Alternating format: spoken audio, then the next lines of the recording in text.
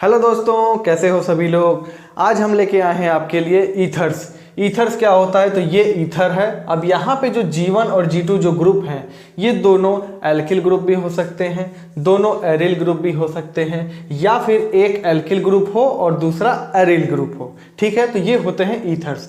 आइए अब हम ईथर को क्लासिफाई करते हैं। अब क्लासिफिकेशन में अगर ये दोनों ग्रुप सेम है तो ऐसे ईथर्स क्या कहलाएंगे, सिमेट्रिकल या फिर सिंपल ईथर्स। ठीक है, और अगर दोनों ग्रुप अलग अलग हैं तो ये क्या कहलाएंगे, अनसिमेट्रिकल या फिर मिक्स्ड ईथर। सिमेट्रिकल ईथर से कुछ एग्जांपल हम ले लेते हैं यहाँ पर, जैसे CH3O CH3, देखो दोनों तरफ क्या लगा हुआ है, मेथिल ग्रुप लगा हुआ है। या फिर C2H5O C2H5, ये भी क्या है, सिमेट्रिकल ईथर है। या फिर कुछ ऐसा भी हो सकता है, ये भी दोनों क्या हैं, ग्रुप सेम है, दोनों एरिल ग्रुप हैं। ये तीनों क्या एग्जांपल हो गए, सिमेट्रिकल या सिंपल ईथर्स के। अब अनसिमेट्रिकल में कुछ ऐसा हो जाएगा, दोनों डिफरेंट हो जाएंगे, ये हो सकता है। या फिर ये हो सकता है, या फिर एक और एग्जांपल ले लो। ये सब किसके अंतर्गत आएंगे, बस दोनों ग्रुप जो हैं अलग अलग होने चाहिए। ये सब क्या होगा, एग्जांपल अनसिमेट्रिकल या फिर मिक्स्ड ईथर के। अब देखो ईथर का कभी कभी दूसरा डेफिनेशन भी हम दे सकते हैं कि ये जो होते हैं दे आर कंसीडर्ड एज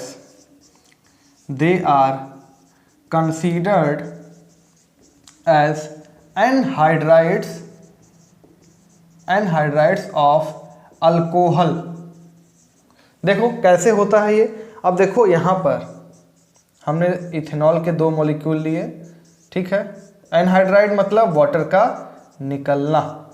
अब यहाँ से अगर ये निकल जाए तो हो क्या जाएगा, जैसे हम वहाँ पे करते थे ना कार्बोक्सिलिक एसिड में, तो वहाँ पे एनहाइड्राइड बनता था। उसी तरह अगर अल्कोहल का एनहाइड्राइड हो जाए तो ये कुछ इस तरह का बन जाएगा। तो ईथर्स को क्या कहा जाता है, मतलब they are also considered as anhydrides of alcohol.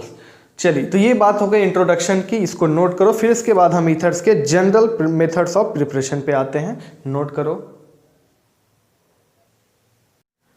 आइए general method of preparation of ether देख लेते हैं। और सबसे पहला कहाँ से है, बाय डिहाइड्रेशन ऑफ अल्कोहल। अब ये सुनते ही सभी लोग यही कहोगे कि सर हम अल्कोहल का डिहाइड्रेशन कराते हैं तब तो एल्कीन बनता है, ईथर कहाँ से बनने लगा। तो आपका भी कहना तो सही है, हमने इथेनॉल का डिहाइड्रेशन कराया था, कॉन्सनट्रेटेड H2SO4 और 170 से 180 डिग्री सेल्सियस टेम्परेचर था, तो क्या बनता था, एल्कीन बनता था। लेकिन हमने ये बताया था कि वहाँ पे टेम्परेचर क्या करता है, एक इम्पॉर्टेंट रोल प्ले करता है। अगर यहाँ पर टेम्परेचर अगर हम 140 रख दें, 140 डिग्री सेल्सियस रख दें, तब क्या हो जाएगा, ईथर बन जाएगा। अगर हम 140 डिग्री सेल्सियस रख दें तो क्या बन जाएगा, ईथर बन जाएगा। ठीक है, तो टेम्परेचर अगर 140 रहेगा तो सेम रिएक्शन में एल्कीन न बन के क्या बनेगा, ईथर बनेगा। ठीक, इसको बैलेंस करने के लिए यहाँ पे 2 लिख दो, और ये H2O तो बाहर निकला यहाँ से। अब देखो इसको मैकेनिज्म को हम समझ जाएं तो हम सारे खेल को समझ जाएंगे। तो आइए मैकेनिज्म को समझते हैं। तो सबसे पहला स्टेप क्या है मैकेनिज्म में, स्टेप फर्स्ट है प्रोटोनेशन। किसका प्रोटोनेशन, अल्कोहल का, प्रोटोनेशन ऑफ अल्कोहल। हमने अल्कोहल लिया था इथेनॉल, और इस पर H+ आएगा, H+ H2SO4 है तो वो H+ दे रहा होगा, और कुछ इस तरह का कंपाउंड बनेगा जो कि आप अच्छे से इससे परिचित हैं, ऑक्सीजन पे पॉजिटिव चार्ज। अब ये ऑक्सीजन बड़ा परेशान, ये करे तो करे अपना दुख कैसे कम करे। तो उसको समझने के लिए हम स्टेप सेकंड में चलते हैं कि कैसे ऑक्सीजन अपना दुख कम करता है। तो स्टेप सेकंड जो है इसका नाम है attack of nucleophile. Attack of nucleophile with elimination of water. अब न्यूक्लियोफाइल कौन कि यहाँ पे न्यूक्लियोफाइल कौन है, तो जो दूसरा इथेनॉल का मॉलिक्यूल है वही एज अ न्यूक्लियोफाइल बिहेव करेगा। देखो हो क्या रहा है, हमें स्टेप फर्स्ट से ये मिल गया था और ऑक्सीजन क्या करेगा, अपना पॉजिटिव चार्ज खत्म करने के लिए कोई ना कोई बॉन्ड तो तोड़ेगा ही, और साथ में इस पर नज़र गड़ाए हुए है ये दूसरा अल्कोहल का मॉलिक्यूल। ठीक है, अब देखो होगा क्या, ये बॉन्ड यहाँ से टूटेगा और जैसे ही ये इस पर टूटने वाला होगा, इस कार्बन पे पॉजिटिव बनने वाला होगा और ये अल्कोहल को ये बात दिखाई दे रही है। हालांकि ये बॉन्ड टूटकर कार्बोकैटायन नहीं बनेगा, जैसे ही ये टूटेगा वैसे ही ये क्या करेगा, इस पर इस कार्बन पे अटैक करेगा। ठीक है, ये दोनों एक साथ होंगे और बनेगा क्या, बनेगा कुछ इस तरह का कंपाउंड। ठीक, फिर से ऑक्सीजन पे पॉजिटिव चार्ज, ऑक्सीजन तो बोल रहा होगा ये दुनिया बहुत जालिम, अब हम क्या करें, फिर से पॉजिटिव चार्ज आ गया, तो कोई बात नहीं, कोई दिक्कत नहीं है। फिर से ऑक्सीजन क्या करेगा, अपना दुख दर्द कम करेगा। कहाँ से करेगा, इस बार भी कोई ना कोई बॉन्ड तोड़ेगा और उसका दोनों इलेक्ट्रॉन ले लेगा। और इतना तो समझ में आ ही गया होगा कि कौन सा बॉन्ड टूटने वाला है। ठीक है, H+ शुरू में आया था, वो अभी निकला नहीं है। कहाँ से निकलेगा, यहीं से निकलेगा। ये हाइड्रोजन और ऑक्सीजन के जो बीच में बॉन्ड है, यही दोनों इलेक्ट्रॉन ये ऑक्सीजन ले लेगा और खुद का पॉजिटिव चार्ज इसने ख़त्म कर दिया और H+ निकल गया। ठीक है, -H+ ऐसे लिख लो। ठीक है, बन गया ईथर। ये डीप्रोटोनेशन है, इस स्टेप का नाम लिखना चाहो तो लिख लो, डीप्रोटोनेशन। अब देखो, अगर हम अल्कोहल का डिहाइड्रेशन करके अगर ईथर बनाना चाहते हैं तो हमको टेम्परेचर क्या रखना पड़ेगा, कम रखना पड़ेगा। और जो अल्कोहल है हमारा, उसमें मतलब छोटा अल्कोहल होना चाहिए, बहुत ज़्यादा स्टेरिक हिंड्रेंस नहीं होना चाहिए। तो इसके लिए हमको क्या करना पड़ेगा, टेम्परेचर लो रखना पड़ेगा और लेस स्टेरिक हिंड्रेंस रखना पड़ेगा। ठीक है, अब जैसे सपोज करो हमने क्या लिया, 3 डिग्री अल्कोहल ले लिया, हमने क्या किया 3 डिग्री, बहुत ज़्यादा स्टेरिक हिंड्रेंस है, यहाँ पर भीड़ बहुत ज़्यादा है। सेम रिएक्शन हमने कराया H2SO4 140 डिग्री सेल्सियस। तो सभी लोग सोच रहे होंगे कि बनेगा क्या, बनेगा, सबको ये सोच रहे होंगे कि ईथर बन जाएगा क्योंकि टेम्परेचर कम है।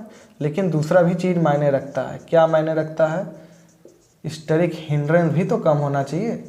तो ये बनेगा लेकिन ये बहुत माइनर होगा।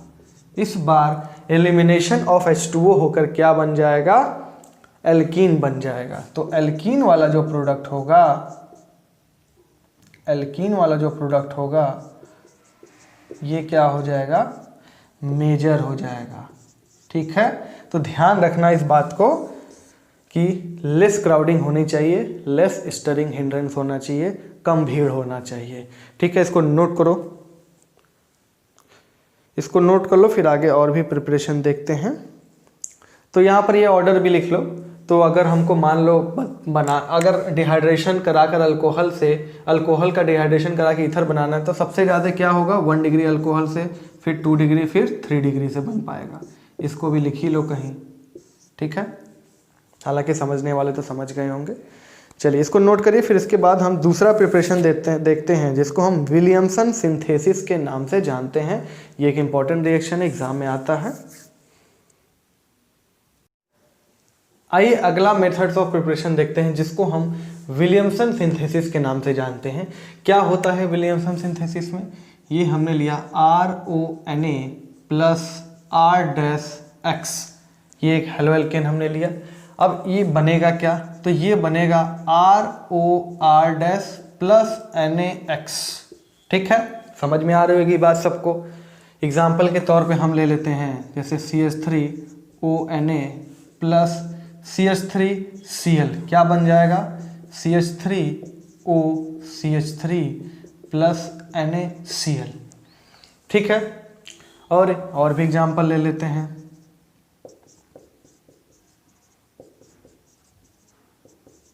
हमने ये ले लिया प्लस CH3Cl ले लिया, तो क्या बन गया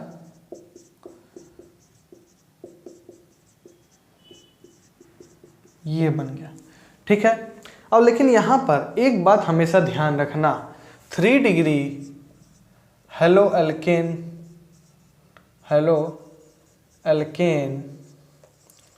can not be used in this synthesis because in 3 degree alkyl halide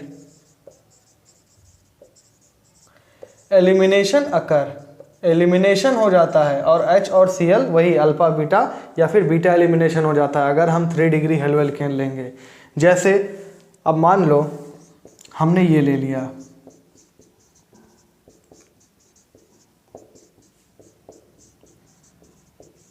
ठीक है, बस पलट दिया है। इस बार हमने क्या लिया, ONA कहाँ से लिया, CH3ONA, और ये Cl यहाँ चला गया, मतलब 3 डिग्री हेलो एल्केन लिया।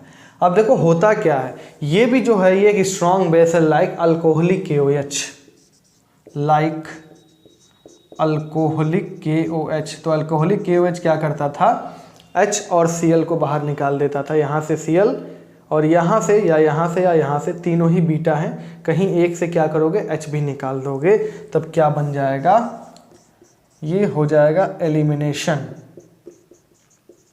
ये हो जाएगा एलिमिनेशन, ठीक है। तो इस बात का ध्यान रखना है। तो हमको अगर कभी कभी क्या होता है एग्जाम में जैसे पूछ देता है कि हमको ये बनाना है तो हमको कौन सा पेयर चाहिए, ठीक है, इसको नोट कर लो, फिर इसी को समझा देते हैं, ठीक है। तो हमको 3 डिग्री हेलो एल्केन नहीं यूज़ करना है, यहाँ पर हम कर नहीं सकते, नहीं तो क्या हो जाएगा, HCl बाहर निकल जाएगा, ठीक, एलिमिनेशन हो जाएगा, ठीक है। चलिए कभी कभी एग्ज़ाम में पूछ देता है कि हमको, जैसे अभी हमने खैर सीख लिया है कि ये बनाना है तो इसके लिए हम ये क्यों नहीं ले सकते, हम इसके लिए ये क्यों नहीं ले सकते, ये प्रीफर्ड नहीं है, ये प्रीफर्ड नहीं है। क्यों प्रीफर्ड नहीं है, क्यों ना हम यहाँ से NaCl बाहर निकाल दें और यहाँ पे OCH3 लगा दें। तो अभी हमने पढ़ा कि 3 डिग्री हेलो एल्केन का जो होता है क्या हो जाता है, एलिमिनेशन हो जाता है। तो ये जो है इसको बनाने के लिए ये दोनों नहीं हम यूज़ कर सकते, बेहतर ये होगा कि हम क्या यूज़ करें, ये यूज़ करें और ये यूज़ करें, ठीक है, बस अदला बदली कर दो।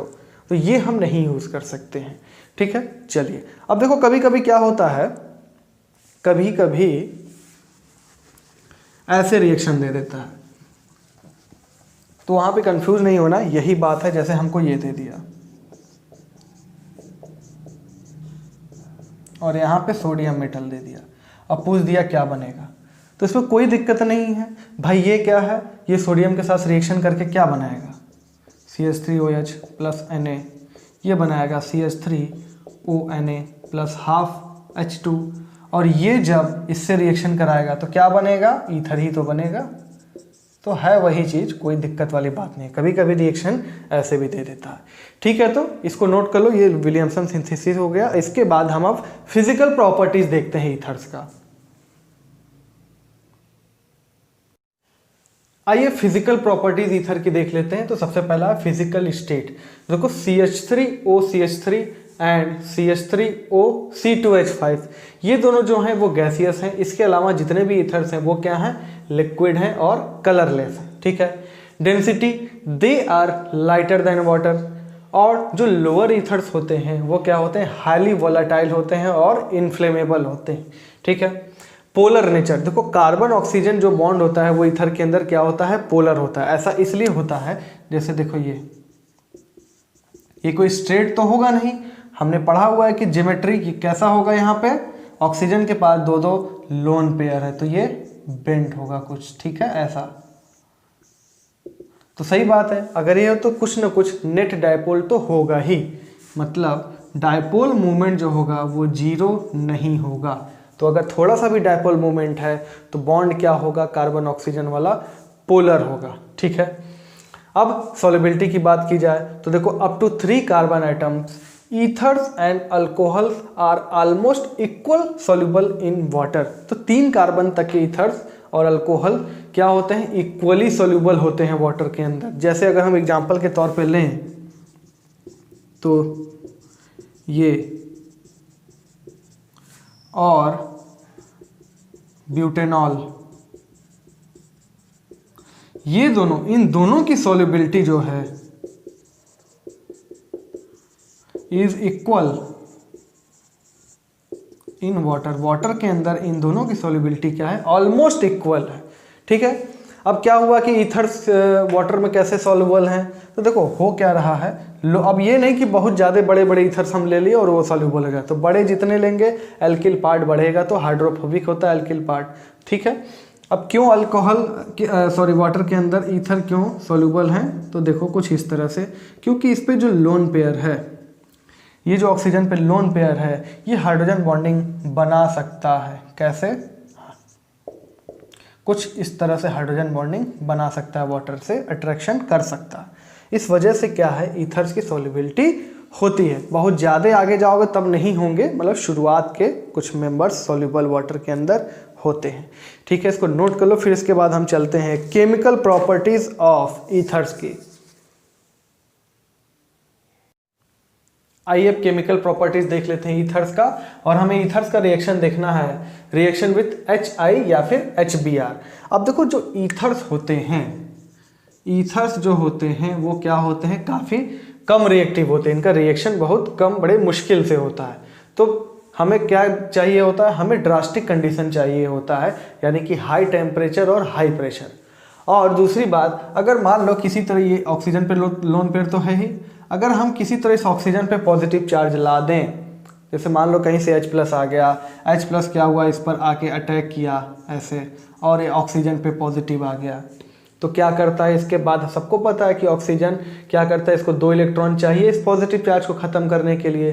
तो हो सकता है या तो ये बॉन्ड टूट जाए या तो ये बॉन्ड टूट जाए, और अगर बॉन्ड टूटा तो इस बात की संभावना भी है कि रिएक्शन भी हो जाए। तो हम क्या करेंगे, और यही काम हम करते भी हैं, कि पहले क्या करते हैं, ऑक्सीजन पर पॉजिटिव चार्ज लाते हैं, वहाँ पर H+ को ऐड करते हैं। कैसे करते हैं? HI इसीलिए हम यूज़ कर रहे हैं, HI और HBr हमने इसीलिए यूज़ किया है क्योंकि ये दोनों क्या हैं, स्ट्रॉन्ग एसिड हैं। तो सबसे पहले हम देख लेते हैं कि HI के साथ रिएक्शन क्या होता है, फिर हम उसके तह तक जाएंगे कि आखिर वो रिएक्शन हो कैसे रहा है। चलिए, ये अपना एक ईथर है, इसका हमने HI के साथ रिएक्शन कराया, तो ये बन गया CH3I + CH3OH। कोई दुविधा नहीं है, H+I- कहीं से भी तोड़ो, चाहे यहाँ से बॉन्ड तोड़ो चाहे यहाँ से बॉन्ड तोड़ो, जहाँ प्लस आएगा वहाँ माइनस लगा दो, जहाँ माइनस आया वहाँ प्लस लगा दो, ये प्रोडक्ट बन गया, कोई दुविधा नहीं इसमें। लेकिन अब इसमें क्या होने वाला है, तो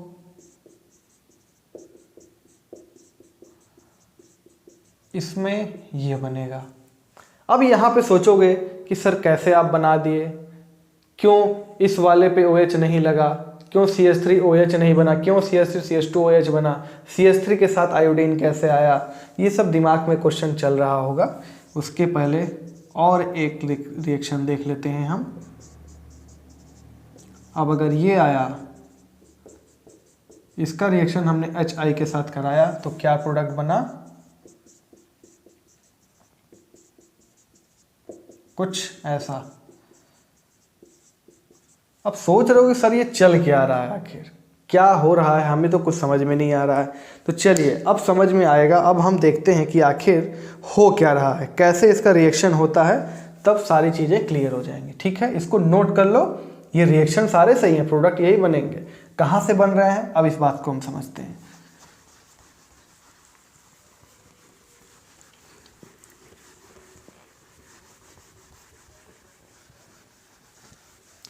ठीक है, चलिए अब सपोज करिए कि ये हमने ईथर लिया एक, इसका रिएक्शन HI के साथ कराया। HI क्या है, स्ट्रॉन्ग एसिड है, ये पहले H+ देगा, तो H+ अगर देगा, ये कहाँ जाएगा, इस ऑक्सीजन पे जाएगा, इस पे लोन पेयर है। ठीक है, अब हुआ क्या, ये कुछ ऐसी व्यवस्था हो गई, हो गया। अब बारी आती है आयोडीन माइनस की। I- कैसे अटैक करेगा, तो 2 रास्ते हो सकते हैं, पहले हम ये बना लेते हैं, एक बार आयोडीन माइनस ऐसे, एक बार आयोडीन माइनस ऐसे। अब संभावना इस बात की है ये R डैश है। अब संभावना इस बात की हो सकती है कि ये बॉन्ड पहले टूट जाए, पहले बॉन्ड टूट जाए और कार्बोकैटायन बन जाए, और जो कार्बोकैटायन बनेगा उस पर आयोडीन जाके अटैक करेगा। ठीक है, मान लो यही R डैश अगर कार्बोकैटायन बन रहा है तो ROH बन जाएगा और R डैश I बन जाएगा। कैसे पता चलेगा क्या होगा? तो अगर इफ आइदर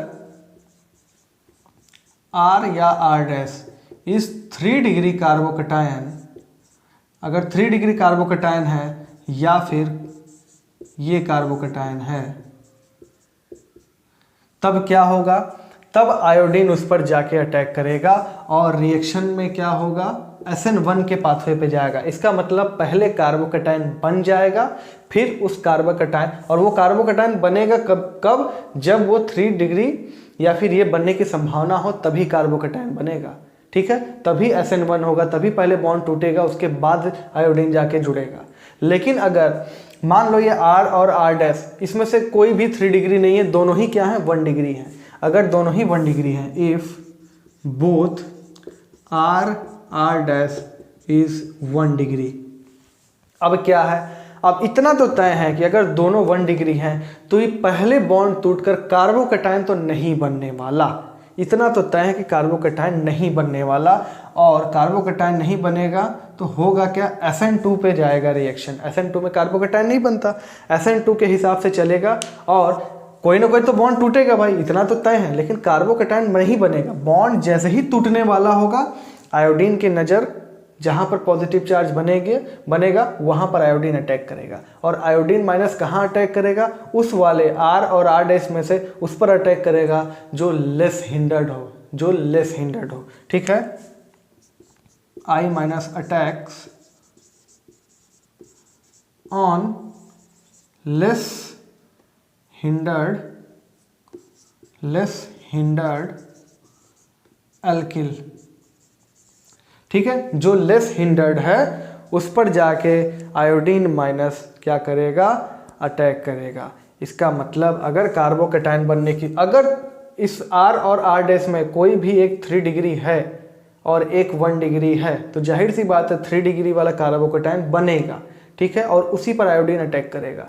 अगर दोनों ही 1 डिग्री हैं तो कार्बोकैटायन नहीं बनेगा। हाँ, हालांकि बॉन्ड जैसे ही टूटने जाएगा, जैसे ही ये आयोडीन माइनस देखेगा कि किस पर पॉजिटिव बन रहा है, उस पर जाके अटैक करेगा।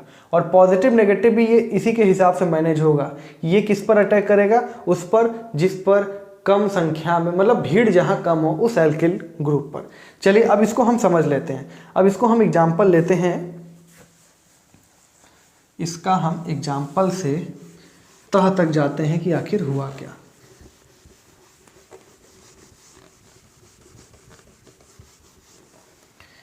चलिए तो एग्जाम्पल हम लेते हैं ये। इसमें क्या है? कोई भी 3 डिग्री नहीं है। प्रोडक्ट सभी को पता है, हम पहले बता चुके हैं। अब HI से रिएक्शन हुआ, पहले H प्लस ने अटैक किया इसके पास। ठीक है, कुछ ऐसी व्यवस्था हो गई।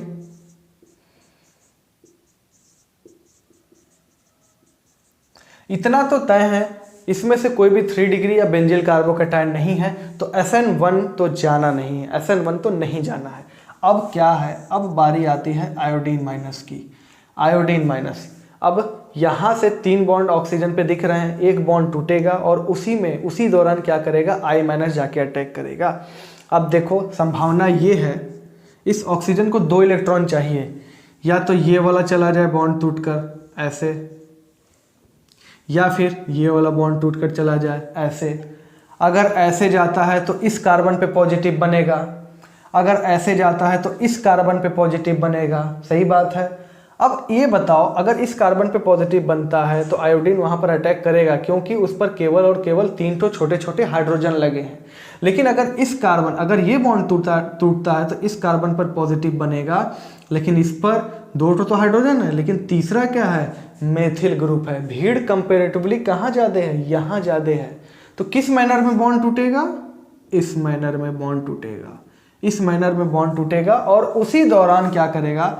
आयोडीन माइनस इस पर जाके अटैक करेगा, और प्रोडक्ट क्या बन जाएगा हमारा? CH3I plus CH3 CH2OH। ठीक है, तो ये मैकेनिज्म हो गया। ठीक है, ये पहला हमने सीख लिया। अब चलिए एक और एग्जाम्पल लेते हैं। दूसरा एग्जाम्पल हमने कुछ इस तरह लिया है।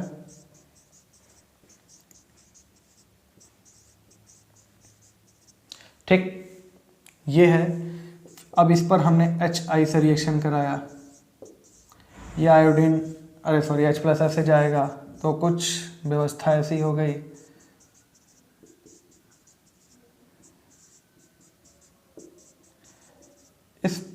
इस ऑक्सीजन पे पॉजिटिव चार्ज आया। अब देखो, अगर ये बॉन्ड ऐसे टूटता है तो ये 3 डिग्री कार्बोकैटायन बनने की संभावना है, और यही होगा ही। पहले कार्बोकैटायन बनेगा, उसके बाद आयोडीन अटैक करेगा।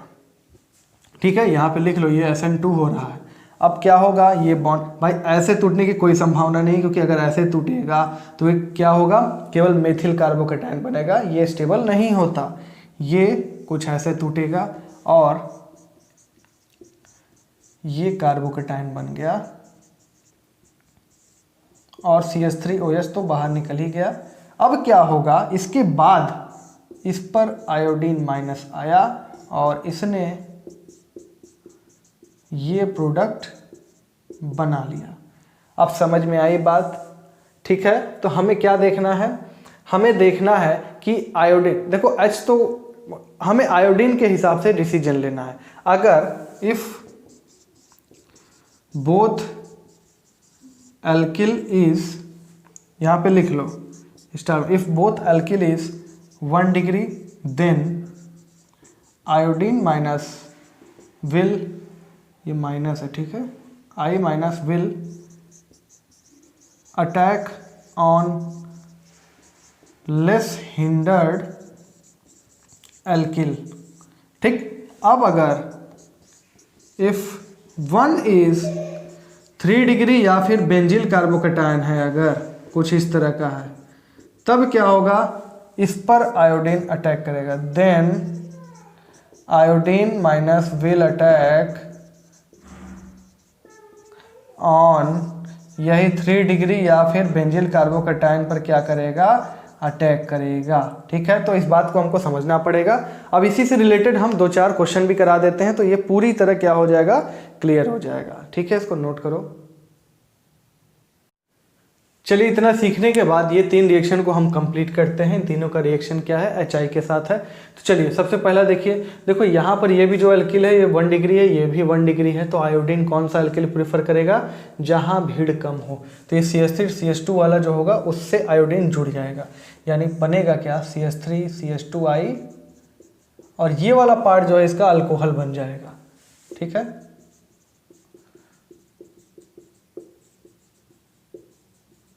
ठीक है, कुछ ऐसा कंपाउंड बन गया। अब यहाँ पर देखो, यहाँ पर ये 1 डिग्री है, यहाँ पर देखो 3 डिग्री कार्बोकैटायन बनने की संभावना है, और अगर कार्बोकैटायन स्टेबल बन रहा है तो जाहिर सी बात है वो बनेगा और उसी पर आयोडीन जाके अटैक करेगा।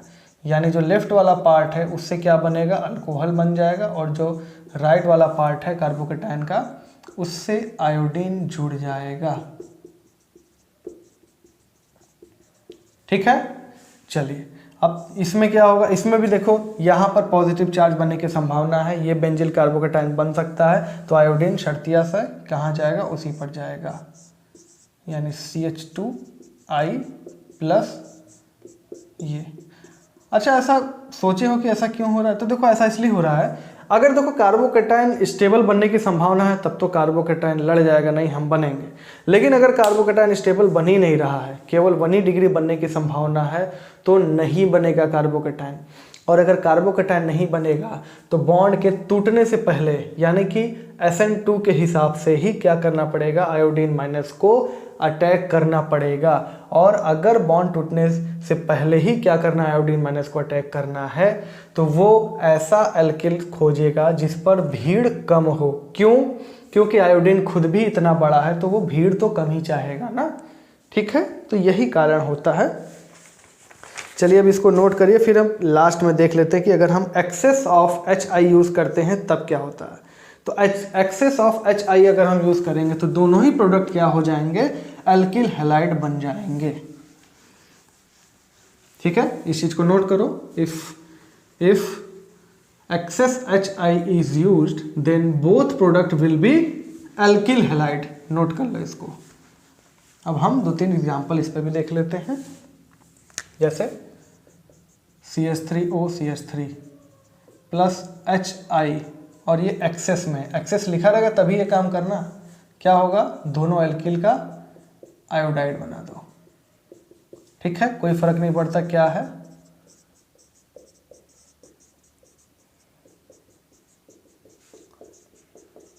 ठीक है, यहां पर भी क्या करना है हमको, दोनों का आयोडाइड बना देना है। ठीक, अब देखो यहां पर एक एक्सेप्शन आ जाता है। यहां पर अगर कुछ ऐसा है तब क्या होगा, तब जो है ये एक फिनॉल बनेगा ही बनेगा। ठीक है, ये ठीक, ये एक्सेप्शन है, इसको नोट कर लेना, दिया हुआ है एनसीईआरटी में। अब चलो ये तो ठीक है, समझ गए कि एक्सेप्शन। इसमें हुआ क्या, इसमें देखो इसको भी थोड़ा सा बता ही देते हैं। इसमें होता क्या है, जैसे CH3 CH2 O CH3, इसने पहले HI के साथ रिएक्शन किया तो नॉर्मल सी बात है CH3 के साथ I आएगा, और इसके साथ OH आ गया। ठीक, OH बन गया। लेकिन अभी भी HI क्या है, एक्सेस में है, इसका मतलब अभी भी HI मौजूद है, तो इसके साथ वापस से रिएक्शन करके क्या बनेगा, CH3 CH2 I plus H2O, मतलब बनेगा अल्कोहल, लेकिन वो HI अभी भी मौजूद है, उसके साथ और भी रिएक्शन करके क्या बना देगा, आयोडाइड बना लेगा। ठीक है, इसको नोट कर लो, और इसी के साथ हमारा ये चैप्टर भी समाप्त होता है। हो गया। तो बच्चों ये चैप्टर यहाँ पे अल्कोहल, फिनॉल और ईथर्स खत्म होता है। अब हम अगले चैप्टर में मिलेंगे, यानी कि aldehyde, ketones and carboxylic acid में। तब तक के लिए टेक केयर, बाय बाय, जय हिंद।